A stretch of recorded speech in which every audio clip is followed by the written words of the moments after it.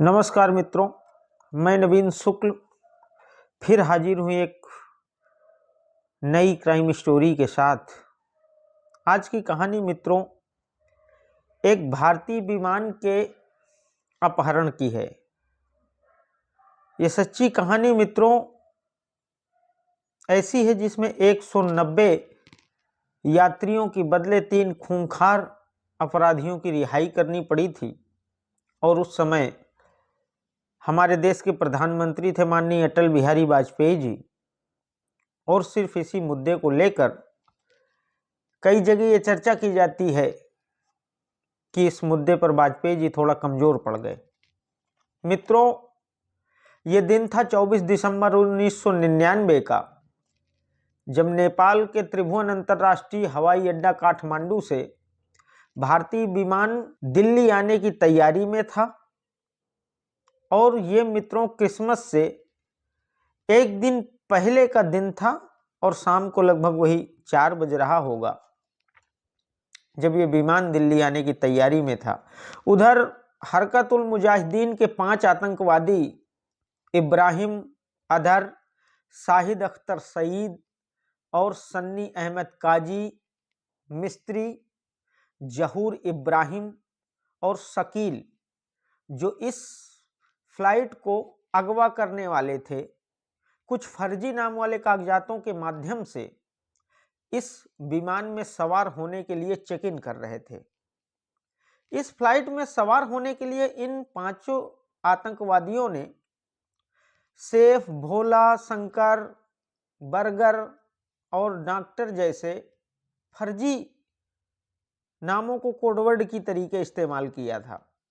उस दिन मित्रों इस भारतीय विमान में 11 जो क्रू मेंबर थे, चालक दल थे, उनके सहित 190 यात्री सवार थे।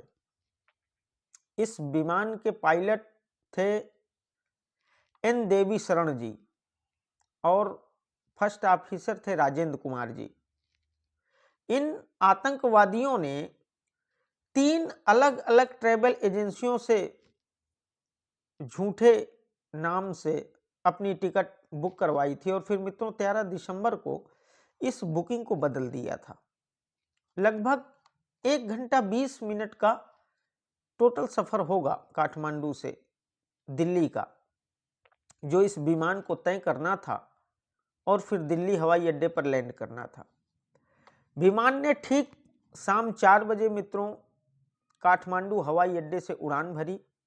लगभग 40 मिनट बाद जब यह विमान भारतीय वायु क्षेत्र में पहुंचा, तभी एक नकाबपोश व्यक्ति हाथ में पिस्टल और ग्रेनेड लिए कॉकपिट में दाखिल हुआ और तुरंत ही इन 5 आतंकवादियों ने सभी यात्रियों को बंधक बना लिया और पूरे प्लेन को हाईजैक कर लिया, अपने कंट्रोल में ले लिया। कंट्रोल में लेते ही इन आतंकवादियों ने महिला और पुरुषों को अलग अलग करना शुरू कर दिया और देखते ही देखते सारे यात्री इधर उधर हो गए।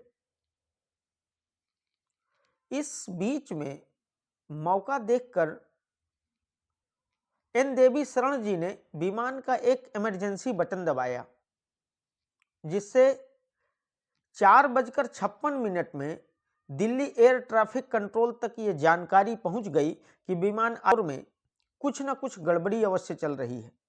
अब इन 5 आतंकवादियों ने विमान को काबुल ले जाने के लिए कहा शरण जी से, लेकिन एन देवी शरण जी ने इन आतंकवादियों को समझाया कि इस समय विमान में सिर्फ दिल्ली जाने तक का फ्यूल है, हम काबुल नहीं पहुंच सकते। तब इन लोगों ने विमान को लाहौर ले जाने के लिए कहा, लेकिन लाहौर एयर ट्रैफिक कंट्रोल ने इस विमान को लैंड करने की इजाजत ही नहीं दी। इसी बीच ये सारी खबर फैल गई और प्रधानमंत्री जी ने एक इस समस्या से निपटने के लिए एक अहम बैठक बुलाई और उधर 6:04 में पायलट ने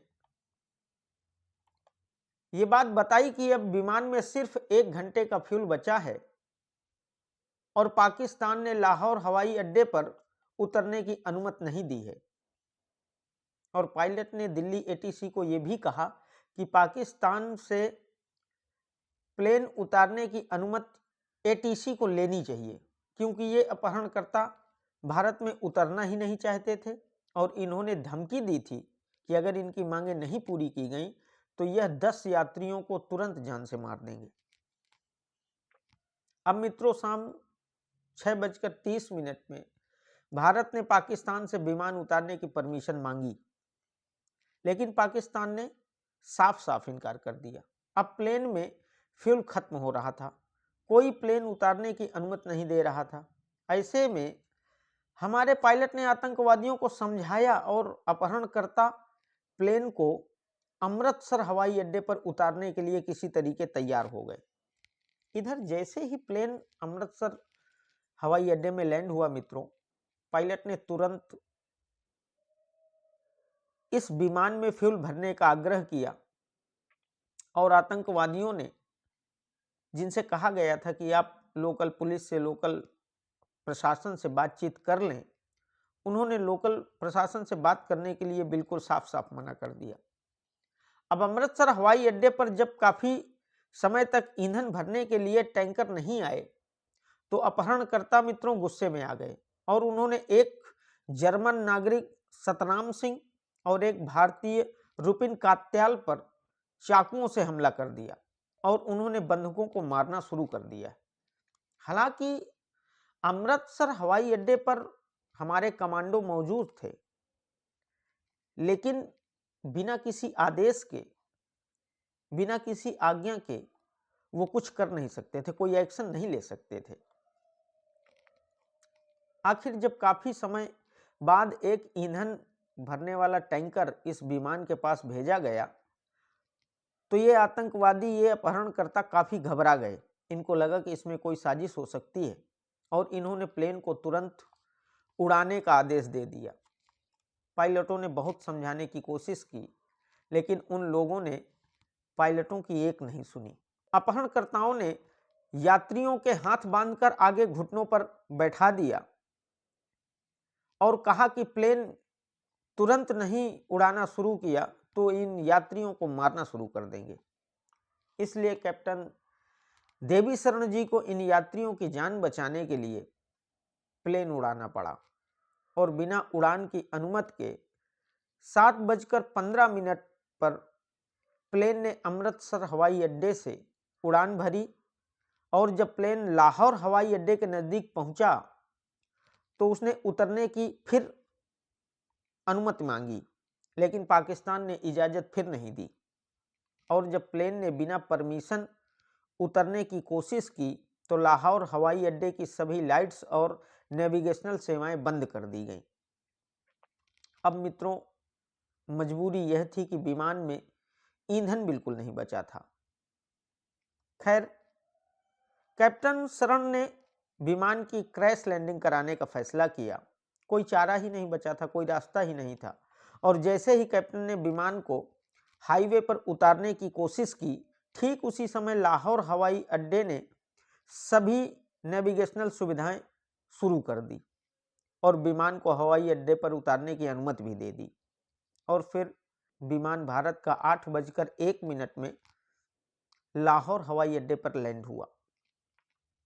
कैप्टन शरण के मुताबिक अपहरणकर्ता कुछ बच्चों और महिलाओं को लाहौर हवाई अड्डे पर छोड़ना चाहते थे, लेकिन पाकिस्तान ने इस बात की उन्हें इजाजत नहीं दी। उस समय पाकिस्तान में भारत के उच्चायुक्त जी पार्थ सारथी जी ने पाकिस्तान से प्लेन न उड़ने देने की सैकड़ों बार गुजारिश की, लेकिन पाकिस्तान ने उनकी इस बात पर कोई ध्यान नहीं दिया और कोई बात नहीं मानी गई और जब तक पार्थ सारथी जी हवाई अड्डे पर पहुंचते तब तक विमान में ईंधन भर दिया गया था और विमान को उड़ने की इजाजत भी दे दी गई थी। लगभग 8:32 पर प्लेन ने लाहौर हवाई अड्डे से फिर से उड़ान भरी तो अपहरणकर्ताओं ने प्लेन को काबुल ले जाने के लिए कहा, लेकिन काबुल एयर ट्रैफिक कंट्रोल ने इस विमान को यह कहकर उतारने से मना कर दिया कि उनके यहां रात में विमान की लैंडिंग करवाने की कोई व्यवस्था नहीं है, कोई सुविधा ही नहीं है कि रात में विमानों को उतारा जा सके। आखिरकार विमान को दुबई के अल मिनाद एयरबेस पर उतारने की इजाजत मिल गई और प्लेन रात 1:25 पर अल मिनाद एयरबेस पर उतरा। दुबई के अधिकारियों और अपहरणकर्ताओं के बीच बातचीत शुरू हुई और अपहरणकर्ताओं ने तेल के बदले 27 यात्रियों को रिहा कर दिया। और मित्रों, एक जो दुखद घटना पहले ही दिन हो गई थी, कत्याल जी पर जो इन लोगों ने चाकुओं से हमला कर दिया था और उनकी मौत हो गई थी, यही दुबई के अल मिनाद एयरबेस में कत्याल जी के शव को भी उतार दिया गया।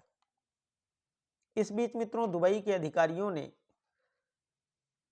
देरी करने के लिए कि ये विमान और थोड़ा समय यहीं खड़ा रहे, खाने पीने से भरे टैंकर विमान की तरफ भेजे, लेकिन मित्रों अपहरणकर्ताओं ने पायलट को विमान उड़ाने के लिए मजबूर कर दिया और फिर सुबह 6:20 में प्लेन ने दुबई से उड़ान भरी और अपहरणकर्ताओं ने इस बार विमान को अफगानिस्तान के कंधार हवाई अड्डे पर उतारने का आदेश दिया और फिर 8:33 पर विमान कंधार हवाई अड्डे पर लैंड हो गया।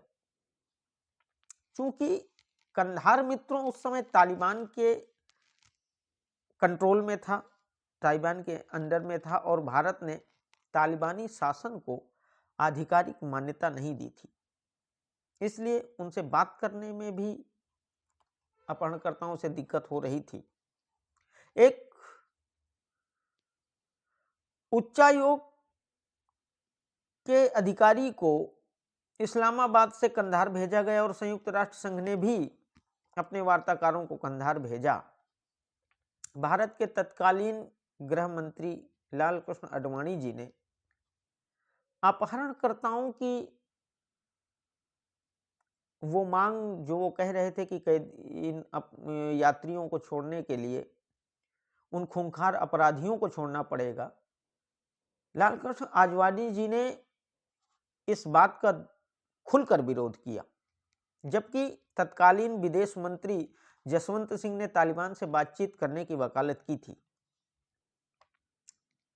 फिर मित्रों 27 दिसंबर को भारत ने गृह विभाग के संयुक्त सचिव काटजू जी के साथ अजीत डोभाल जी और सीडी सहाय जी के साथ कई अधिकारियों की एक टीम को कंधार रवाना कर दिया, लेकिन यह वार्ता मित्रों आगे नहीं बढ़ सकी क्योंकि तालिबानियों ने भारतीय जवानों को गुप्त ऑपरेशन करने से रोक दिया था और यहां तक कि अपने खुद के सुरक्षा बलों को भी तालिबानियों ने ऐसा करने से रोक दिया था। मित्रों, उन्होंने तो यहां तक व्यवस्था की थी कि किसी सैन्य कार्यवाही को रोकने के लिए तालिबानियों ने विमान को टैंकों से घेर लिया था।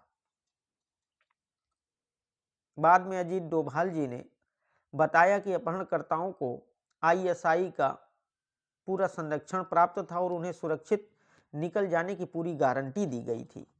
भारत की तरफ से अपहरणकर्ताओं पर जो भी उस समय दबाव डाला जा रहा था मित्रों, उसको फेल करने में आईएसआई पूरा जोर लगा दे रही थी, इसलिए अपहरणकर्ता बिल्कुल बेखौफ हो गए थे।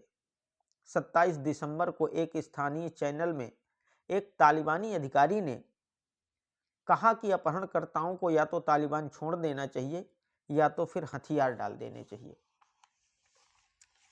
फिर मित्रों 27 दिसंबर को आखिरकार अपहरणकर्ताओं ने 3 मांगें रखी, जिसमें पहली मांग भारतीय जेलों में बंद 36 आतंकवादियों की रिहाई की थी और दूसरी मांग थी मित्रों सज्जाद अफगानी का शव उन्हें सौंप दिया जाए। दरअसल मित्रों यह सज्जाद अफगानी एक पाकिस्तानी आतंकवादी था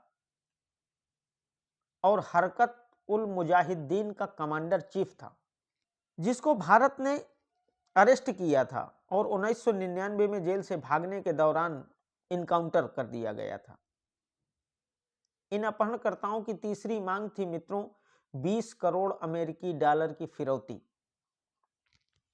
आखिरकार बातचीत होते होते 3 खूंखार अपराधियों की रिहाई पर बात बन गई और ये 3 खूंखार आतंकवादी थे उमर शेख, मुश्ताक जरगर और मसूद अजहर। मौलाना मसूद अजहर को 1994 में जम्मू और कश्मीर में आतंकवादी गतिविधियों के लिए गिरफ्तार किया गया था और उमर शेख को 1994 में विदेशियों के अपहरण के मामले में गिरफ्तार किया गया था। और मित्रों, मुश्ताक जरगर के खिलाफ लगभग 3 दर्जन हत्या के मामले दर्ज थे, जिसे 15 मई 1992 को गिरफ्तार कर लिया गया था।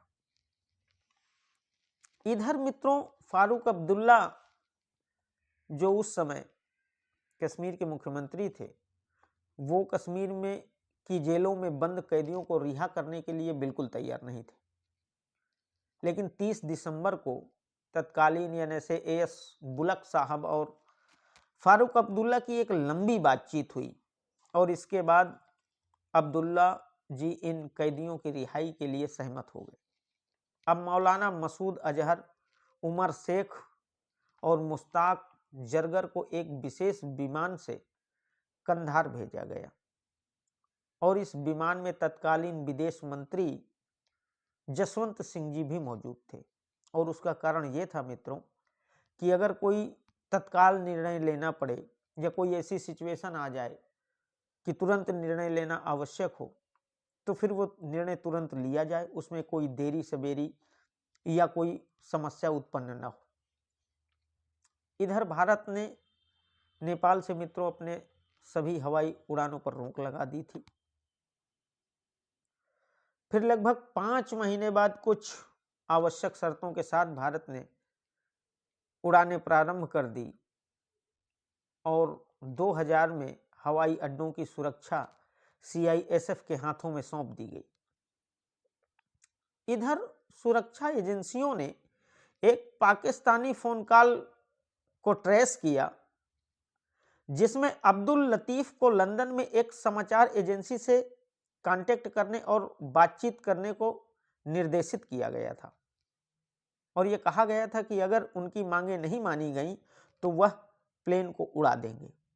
इस मामले की जांच मित्रों CBI ने की और प्लेन अपहरण मामले में 10 लोगों पर आरोप तय किए।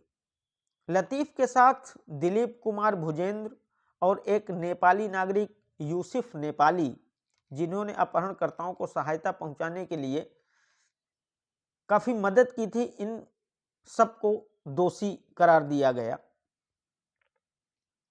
इधर रिहा किए गए तीनों आतंकवादियों में मौलाना मसूद अजहर ने पाकिस्तान जाकर उग्रवादी संगठन जैश ए मोहम्मद बना लिया। 13 दिसंबर को भारतीय संसद पे जो हमला हुआ था मित्रों, उसको इसी संगठन ने अंजाम दिया था। और जम्मू कश्मीर विधानसभा में जो हमला हुआ था मित्रों, उस हमले को भी इस जैश ए मोहम्मद के आतंकवादियों ने ही अंजाम दिया था। उमर शेख को अमेरिकी पत्रकार डेनियल पर्ल के अपहरण और हत्या के मामले में मौत की सजा हो गई और मित्रों, जरगर POK में रहकर आज भी अल उमर मुजाहिदीन संगठन में सक्रिय भूमिका निभा रहा है।